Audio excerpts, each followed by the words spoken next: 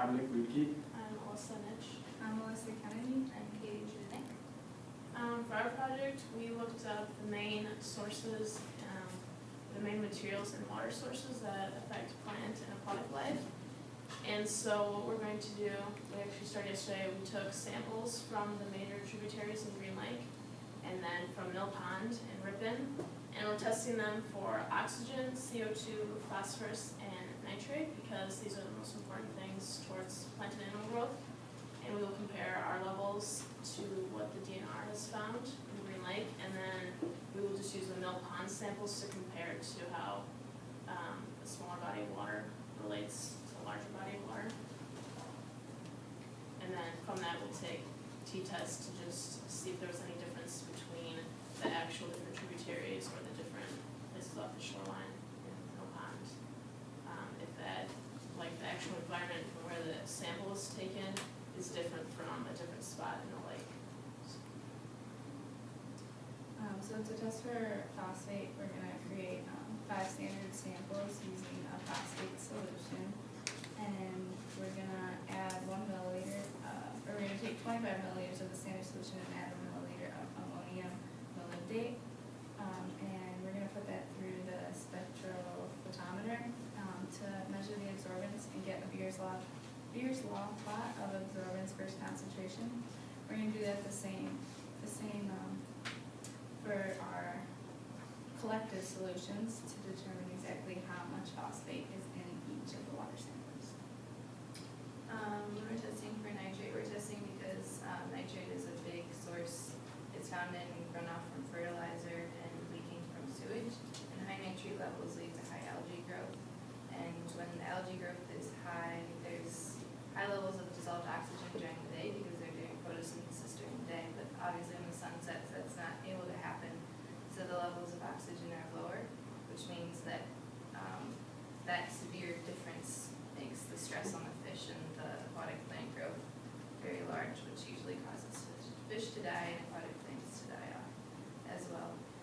So to test for nitrate levels, we're going to use 3 stock solutions: a nitrate solution, a sulfanylic acid solution, and a methyl and thranolate solution. And through those stock solutions, we're going to make standards for each of our samples, and then we're going to run them through the UV vis and measure the absorbance depending on concentration. For then carbon dioxide, you just take the sample and you put an indicator in it, and if right away it changes color, that means there's no carbon dioxide present.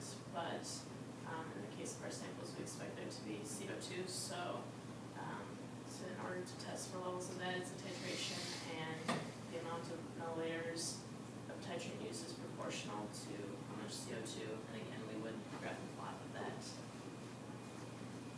Yeah, the oxygen test, that's what we did yesterday. We went around to the lakes and took our samples, and then we tested out the oxygen and carbon dioxide procedures with tap water, just to see if our procedures initially worked before we started breaking into our actual lake samples. After we found out that those worked, we went ahead and did the oxygen test for all 10 of our samples. And the reason why we did that was oxygen is kind of a good indicator of how clean water is, the pollution levels in water, and we know that the tributaries in Green Lake, for example, are kind of some of the bigger factors in how polluted that lake is, because of, they come all this distance carrying all this water, like from farm fields or something into the lake. And when we did this test, we had to make sure that we took like 500 ml bottles, I think, and just completely submerged them, rinsed them out a little bit, but to make sure that they are completely filled to the top, because any air that was in the bottle, the equilibrium of that and the water, the gas can kind of flow between that and affect the gas that's in the water. Yeah, we did that test yesterday. It was basically just a titration for each sample. We had to make, we had to like acidify the actual water sample so that the oxygen level was fixed in that sample, and then titrate it with, I was,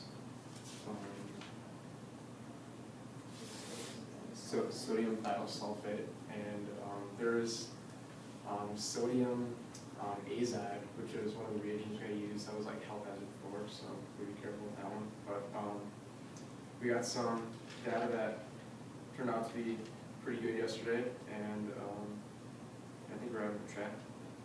They're looking out pretty well.